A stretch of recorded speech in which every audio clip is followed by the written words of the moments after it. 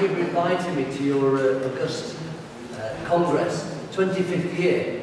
Let's hope we don't have to wait another 25 years to get independence. And if we can help you do that, we'd be delighted. My speech originally was going to be, why are there so many nations without states? Still today, after many, many years, after decolonisation, you didn't think that everybody would have their own state, should they wish. But clearly we don't. There are many, many peoples around the world that are still stateless. The Sindh being one of them, the Baloch being another, the Tamils, the Sikhs, the Hill Tribes, Kashmir, West Papua, Sabah Sarawak, Catalonia, the Kurds. It goes on and on and on. But they're all invisible voices, because beyond the people that are here today, very few people will be aware of the Sindh in the world. Very few people will be aware that the Sindh are a nation beyond this meeting. And one of the things that we are endeavoured to change is to ensure that your cause goes on the map of the world, and that your cause will eventually get recognition, and God willing, your cause will eventually come true, and you will get your independence. But we talk about self-determination. We talk about your right for independence, or autonomy, or even integration within Pakistan, God forbid. You decide. I won't be there to decide whether Sindh should have independence. You decide if you want independence. You decide if you want autonomy. It's your choice. The problem is that most of these governments around the world don't give you that choice. Now, next year, Scotland, as part of the United Kingdom, will have a referendum on independence. I'm not Scottish. I won't be allowed to vote. And that is correct. They will decide if they want independence. What other countries around the world have been allowed this right of referendum to decide their future? Only a handful. South Sudan, Kosovo, East Timor. There's very few people have been allowed that referendum. But we're supposed to live in a democracy, or we're not. We're talking about we want a democracy around the world. It's the 21st century. Let's move with the times. The reality is that most of the world is not moving with the times, and they're not going to allow any form of democracy if it allows people to do something different to what the governments want. Now, I'm not going to spend a long time going through the speech talking about all the treaties that exist about self-determination, because we haven't got the time. But most people say to me, don't the United Nations support self-determination?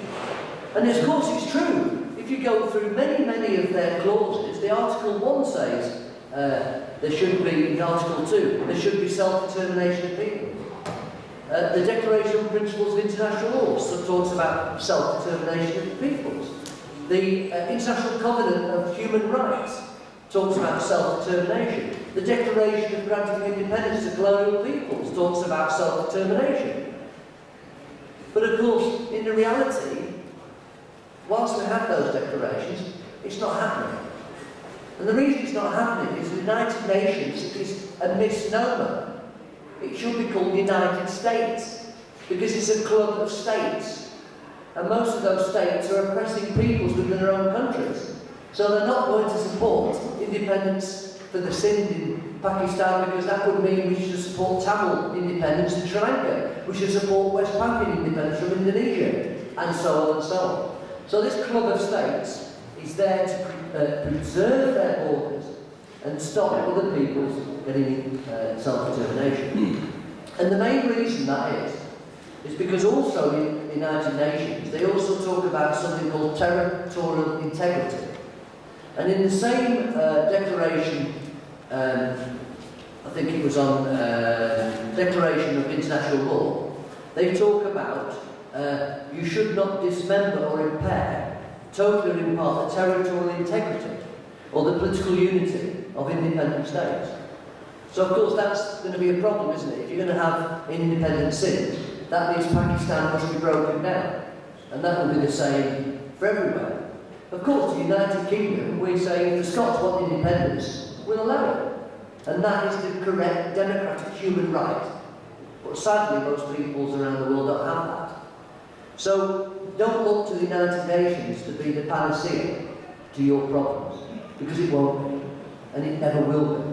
And it won't be within the European Union, it won't be with the Commonwealth and any other organisation of that ilk, because they're all composed of states.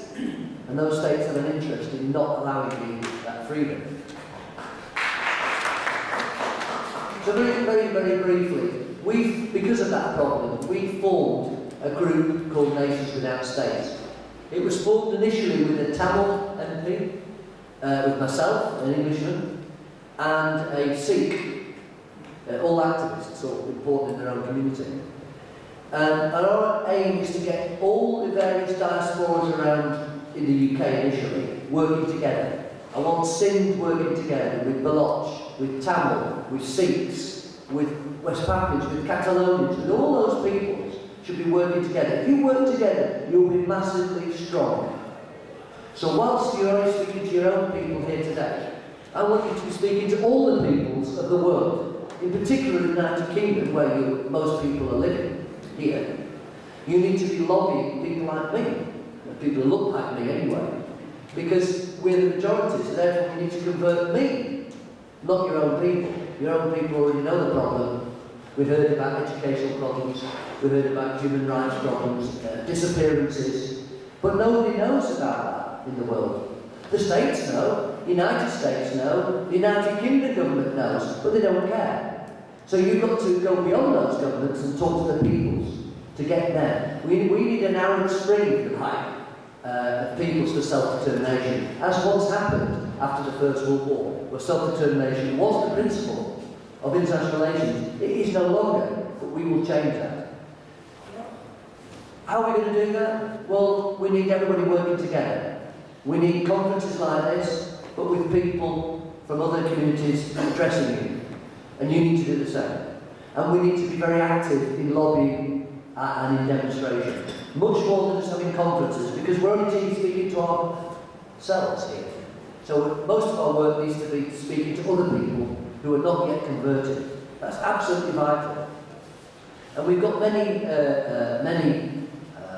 plans for the future. We have a Parliamentary House of Lords meeting next week to do with the Commonwealth, which you're part of, talking about how the Commonwealth has a charter, which talks about human rights, talks about democracy, talks about freedom of expression, all the things that your people don't have in Pakistan, or in Zimbabwe, or in Sri Lanka, and in other countries around the Commonwealth. So we want to expose the Commonwealth to be the hypocritical organisation that it is.